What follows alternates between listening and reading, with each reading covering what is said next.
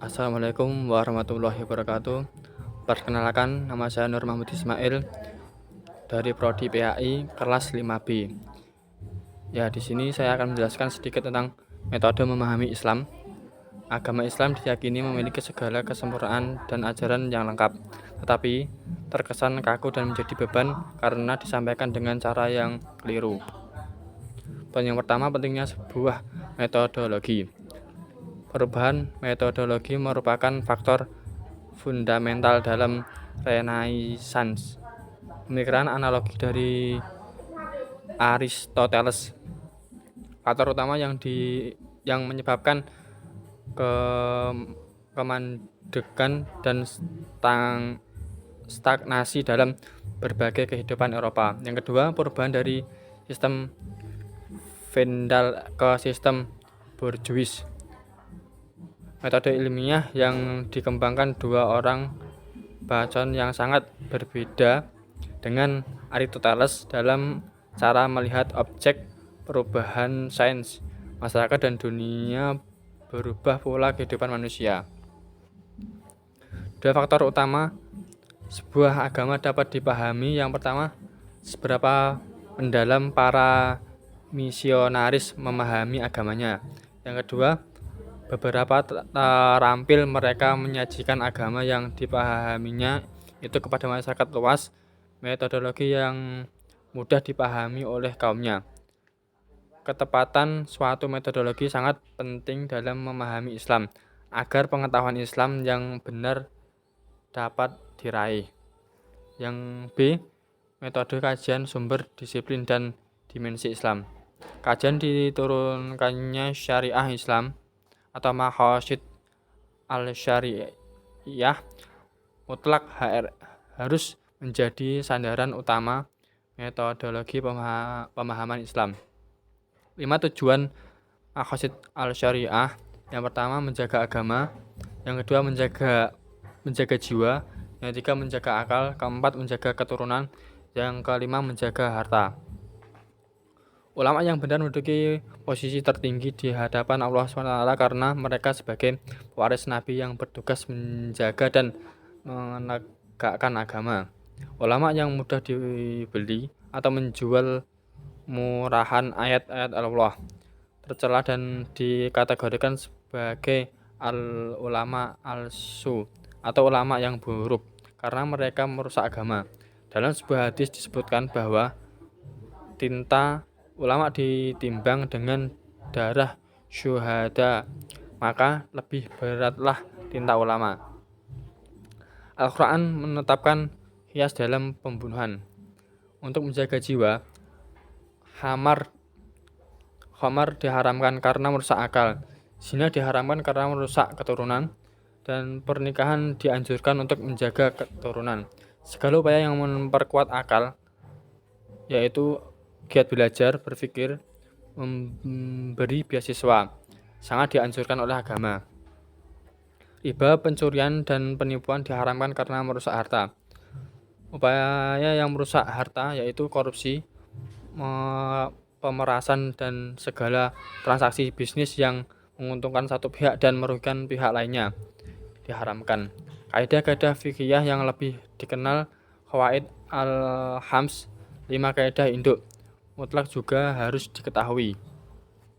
5 kaidah induk yaitu yang pertama, al-umuru bi maqasidiha atau segala urusan bergantung pada tujuannya.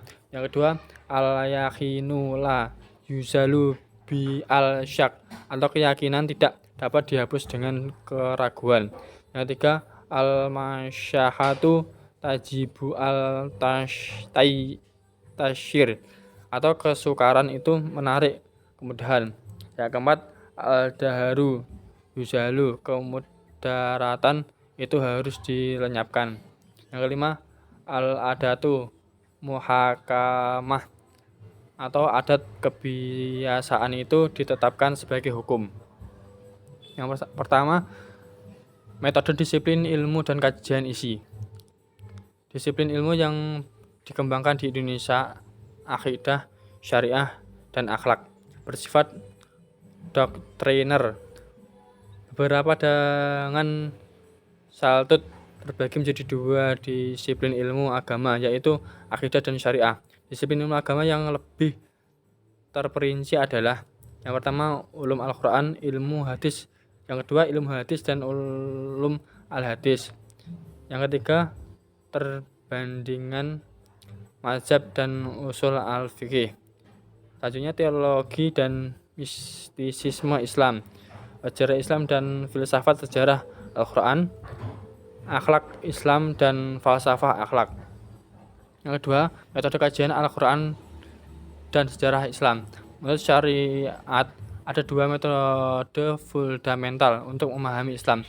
Yang pertama, pengajian Al-Quran. Yang kedua, pengajian sejarah Islam. Metode kajian teks secara integral. Pengajian yang terkait dengan Al-Quran harus dilaksanakan secara integral, tidak parsial. Kaitan tersebut dapat berupa sebab, syarat, penghalang, penjabaran, pengecualian, pembatasan, penambahan. Metode kajian sejarah Islam. Kajian sejarah ini melengkapkan kajian teks agar pemahaman tidak lepas dari konteksnya. Hal ini sangat penting terutama tak kala ditemukan teks yang muncul di latar belakangi suatu peristiwa atau kondisi tertentu. Metode kajian fenomena alam. Memahami Al-Quran merupakan informasi dari alam, dan memahami terhadap alam memerlukan bimbingan dari Al-Quran. Jika Al-Quran difahami dengan lurus dan alam dikaji dengan objek, maka hasilnya akan bertemu pada suatu titik atau kebenaran. Tidak akan terjadi pertentangan antara Al-Quran dengan ilmu alam, dan keduanya merupakan ayat Allah, berasal dari Allah dan berjalan kembali kepadanya. Yang ketiga, metode kajian dimensi Islam. Yang C, metode tipologi merupakan sebuah metode yang dipakai secara luas di Eropa untuk mengetahui dan memahami manusia. Ahli syariat mengembangkan metode khusus untuk menjaga agama. Pertama, mengidentifikasi 5 aspek agama. Yang kedua, membandingkan kelima aspek tersebut dengan aspek yang sama dalam agama lain. Kelima aspek atau ciri agama itu adalah: yang pertama, Tuhan atau Tuhan dari masing-masing agama. Yang kedua, Rasul atau Nabi dari masing-masing agama. Kitab suci dari masing-masing agama. Yang keempat, situasi kemunculan Nabi dari tiap-tiap agama. Yang kelima, individu pilihan yang dilahirkan setiap agama. Menurut metode tipologi ini, untuk dapat mengetahui lebih luas tentang Islam adalah sebagai berikut. Yang pertama, kita memahami Allah. Yang kedua, memahami Islam dengan mempelajari Al-Quran. Yang ketiga, memahami Islam dengan mempelajari pribadi Muhammad bin Abdullah. Yang keempat, meneliti suasana dan situasi di mana Nabi Muhammad bangkit. Yang kelima, memahami Islam dengan mempelajari kader-kader Nabi terkemuka. Yang D, metodologi pembelajaran. Yang pertama, metode penalaran.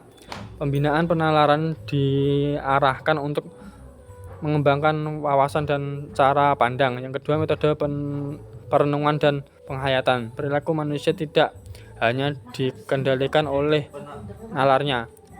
Hati atau qalbu memiliki peran yang penting dalam membentuk pribadi dan mengarahkan perilaku. Diperlukan pengembangan perenungan penghayatan. Yang ketiga, metode pengalaman. Pembelajaran Islam itu perlu amal nyata dan harus mampu mendorong amal. Karena itu perlu disertai dengan program-program amal yang diarahkan untuk pembinaan dan pembiasaan. Cukup sekian yang bisa saya jelaskan. Kurang lebihnya mohon maaf. Akhirus salam. Wassalamualaikum warahmatullahi wabarakatuh.